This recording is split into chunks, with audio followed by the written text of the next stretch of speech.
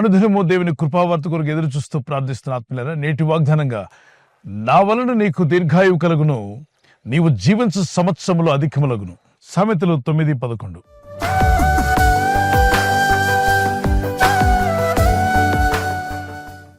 దేవుని యందు భయభక్తి కలిగిన వారు దీర్ఘాయుషు కలిగి జీవించినట్టుగా చూస్తాం. పాత నిబంధనలో ఆదికాండంలో మనకు కనిపిస్తారు. ఆదాము 930 సంవత్సరాలు బతికాడు.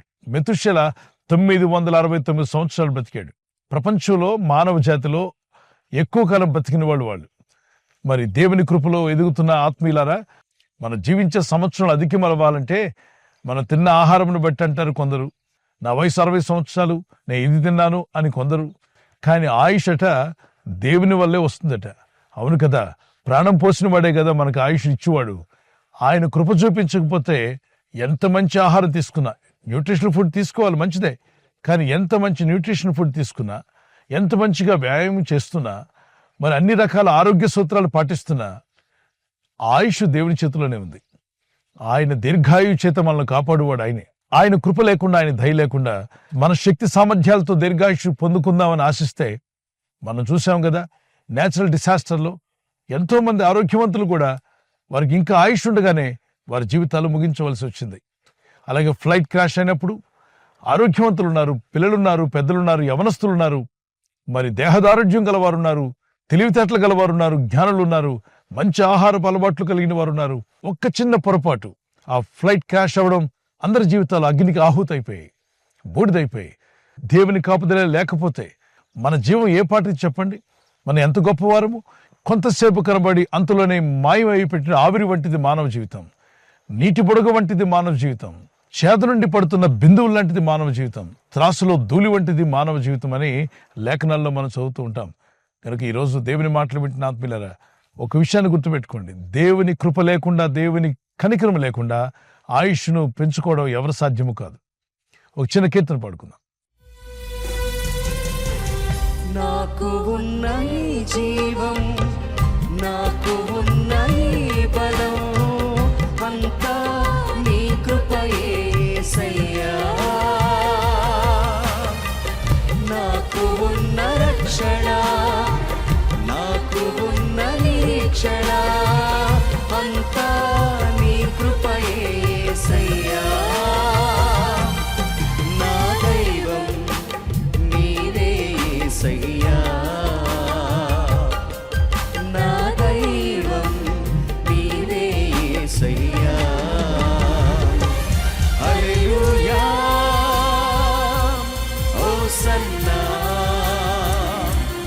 ఆరాధనా నీకే యేసయ్యా. హల్లెలూయా, హోసన్నా, ఆరాధనా నీకే యేసయ్యా. ఒక రాజుగారికి కాళ్ళలో పుండ్లు వచ్చేసి చాలా బాధపడుతూ ఉండగా ఒక ప్రవక్త చెప్తాడు, ఇక నీకు సమయం అయిపోయింది, దీపం ఉండగా నేను ఇంటిని చక్కబెట్టుకోమనే మాట విన్నప్పుడు ఇతను భయపడిపోతాడు. ఆయన ఇలా ప్రార్థన చేస్తాడు, ఓ దేవా, కనికరించు నాయన, నా యవన కాలంలో నేను సేవ చేసిన విషయాలు జ్ఞాపకం చేసుకో. నీ మందిర విషయంలో, నీ పరిచయ విషయాల్లో, నీ యాజకుల విషయంలో నేను ఎలా ప్రవర్తించానో ఒక్కసారి జ్ఞాపకం చేసుకోమని కన్నీళ్లతో ప్రార్థిస్తూ ఉండగా అతని కన్నీళ్లు చూసిన దేవుడు అతని ప్రార్థన మనవి విని మళ్ళా ప్రవక్తను పంపిస్తాడు. ప్రవక్త వచ్చి అంటాడు, ఇదిగో నీ కన్నీళ్లు నేను చూశాను, నీ ప్రార్థన నేను విన్నాను, నేను నిన్ను బాగు చేసేదను. 3వ దినమున దేవుని మందిరానికి వెళ్ళి నువ్వు దేవుని స్తుతించి ప్రార్థించి వస్తావని చెప్తాడు. అది అసాధ్యం అసలు. యాక్చువల్లీ అతనికి వచ్చిన రోగం మరణకరమైంది. అతను బాగుపడటం అసాధ్యం. అసాధ్యమైన వాటిని సుసాధ్యం చేసే గొప్ప దేవుని మనం సేవిస్తున్నాం. ఈ రోజుల్లో క్యాన్సర్ అని ఎలా వింటున్నామో, ఆ దినాల్లో మరణకరమైన వ్యాధి అంటే అలాంటి భయంకరమైన వ్యాధి. అది పెరిగి పెరిగి అతను ప్రాణాన్ని తీసుకుపోతుందని చెప్పి ప్రవక్త చెప్పినప్పటికీ ఈ భక్తుడు మొండి పట్టుతో ప్రార్థన చేస్తాడు. దేవా, నాకు జీవం కావాలి, నేను ఇంకా బతకాలనుకుంటున్నాను, నాకు ఆయుష్ పెంచేవాడు నీవే, నేను ఎవరి వద్దకు వెళ్ళి అడగలను, నాకు ఆయుష్ని ఇచ్చేవాడు నీవే, నేను జీవించే సంవత్సరం అధికం చేయవాడు నీవే, గనుక సహాయం చేయమని ప్రార్థించగా దేవుడు అతని మనవి ఆలకించి అతనికి 15 సంవత్సరాలు ఎక్కువగా బతికే కృపనిచ్చాడు. లైఫ్ స్పాన్ అనేది పెరిగేది దేవుని కృపను బట్టే. గనుక మనం జీవించే సంవత్సరాలు పెరగాలంటే మన శక్తి సామర్థ్యాల వల్ల కాదు, పైన దేవుడు కూడా కనికరించాలి. దేవుని కృపలో మీరు వర్ధిల్లి, పరిశుద్ధాత్ముడు మిమ్మల్ని నడిపించి బలపరిచి వర్ధిల్ల చేసి, మీరు జీవించే సంవత్సరములు ప్రభు అధికం చేసి, దీర్ఘాయుష్తో మిమ్మల్ని ప్రభు తృప్తిపరచునుగాక. ఆమేన్. ప్రార్థన చేసుకుందాం పిల్లలు. పరలోకమందున్న మా తండ్రి, మీ వాగ్దానములు ఎంతో సత్యములై ఉన్నాయి. మీరు చెప్పిన ప్రతి మాట అది ఎంతో విలువైనది నాయన. మాకు దీర్ఘాయుష్నిచ్చేవాడు నీవే, మేము జీవించే సంవత్సరం అధికంగా చేసేవాడు కూడా నీవే. మాకు శక్తిని, సామర్థ్యమును, ఆయుష్ను అనుగ్రహించే నీ కృపలో మమ్మల్ని బలపరిచి నడిపించి నీ రాకడకు సిద్ధపరచమని ఇగో ఈ వాగ్దానం ఎత్తి ప్రార్థిస్తున్న ప్రతి ఇంటిలో కూడా మేలుడు దయచేయండి. వారు ఎలాంటి అనారోగ్యములతో బాధపడుతున్నా, ఇబ్బంది పడుతున్నా వారందరినీ స్వస్థపరచువాడు నీవే. మరణకరమైన రోగము నుండి హిజ్కియా అనే రాజు అతను చేసిన ప్రార్థన విని అతని కన్నీళ్లు చూసి అతనిపై కనికరించి బాగు చేసిన ప్రభువా, ఈరోజు కన్నీళ్లతో ప్రార్థిస్తున్న నీ బిడ్డలను జ్ఞాపం చేసుకుని వీరికి కలిగిన మరణకరమైన రోగాలు, వ్యాధులు, సమస్యలు అవి ఏవైనా సరే తొలగించగల శక్తివంతుడైన నీ నామములో ప్రార్థిస్తుండగా ఈ ప్రజలందరికీ విడుదల, స్వస్థత, సమాధానం కలుగునుగాక. వీరు జీవించే సంవత్సరంలో నీ చిత్త ప్రకారంగా అధికమవునుగాక. ఈరోజు ప్రార్థించి ప్రయత్నించబోతున్న శంకుస్థాపన అయిన, గృహప్రవేశమైన, ఒక బిజినెస్ ప్రారంభిస్తున్నా, ఉద్యోగ ప్రారంభానికి వెళ్తున్నా, ఒక మంచి కార్యక్రమాన్ని ప్రారంభిస్తుండగా, నేను వారి బిడ్డల వివాహం కొరకు ప్రయత్నాలు చేస్తుండగా వారు చేస్తున్న ప్రయత్నాలు ఫలించలాగున మీ దూతలకు ఆజ్ఞాపించండి. ఎవరైనా హాస్పిటల్లో ఉన్నా, ఐసీయూలో ఉన్నా ప్రభు, ఎవరైతే సీరియస్ కండిషన్లో ఉండి బాధపడుతున్నారో వారికి యేసు నామములో స్వస్థతను అనుగ్రహించండి. కృంగిపోయిన వారిని లేవనెత్తండి. మీ గాయపడిన హస్తమును చాపి వారికి ఉన్న సకల రోగాల నుండి విడుదల ఇచ్చేయి. వారిని లేపి నడిపించడాన్ని సాక్షులుగా నిలబెట్టుకోండి. ఈ ఉదయకాలం ప్రతి రోగి యేసు నామములో స్వస్థత నొందునుగాక. తండ్రి, ఈ దినం ఎవరైతే ప్రయాణమై వెళ్ళబోతున్నారో, అది రైలు మార్గమైనా, ఆకాశ మార్గమైనా, బస్సుల్లో, వాహనాల్లో ఎక్కడ ప్రయాణం చేస్తున్నా, రోడ్డు మార్గంలో ఏ వాహనంలో వారు ప్రయాణం చేస్తున్నా, నీ ప్రజలకు కాపాడే దూతలను పంపండి. దీర్ఘాయుష్తో తృప్తిపరుస్తానన్నావు. నిన్ను ప్రేమించేవారుగా, నీ నామం నెరిగిన వారుగా, నీకు లోబడేవారుగా, నిన్ను ఘనపరిచేవారుగా వీరందరినీ బలపరిచి వాడుకోమని యేసుక్రీస్తు పరిశుద్ధ నామములో అడుగుచున్నాను నా పరలోకపు తండ్రి.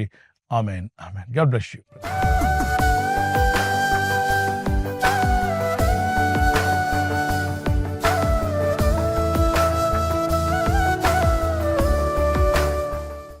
బర్త్డే జరుపుకుని happy birthday to you. Many more returns of the day. May the Lord continue to bless you with this promise. మీ కొరకు మా ప్రార్థన వాగ్దానము యెషయా 41:10, Isaiah chapter 41 verse 10. I will uphold you with my righteous right hand, the Lord says. ప్రభు చెప్తున్న మాట, నీతి అను నా దక్షిణ హస్తముతో నిన్ను ఆదుకుందును, నిన్ను ఆదుకుంటా అన్నాడు. ఈ బర్త్డే రోజు నుండి ప్రభు మిమ్మల్ని ఆదుకొని నడిపించి, ఆదరించి, బలపరిచి అని సాక్షులుగా మిమ్మల్ని నిలబెట్టుకునుగాక.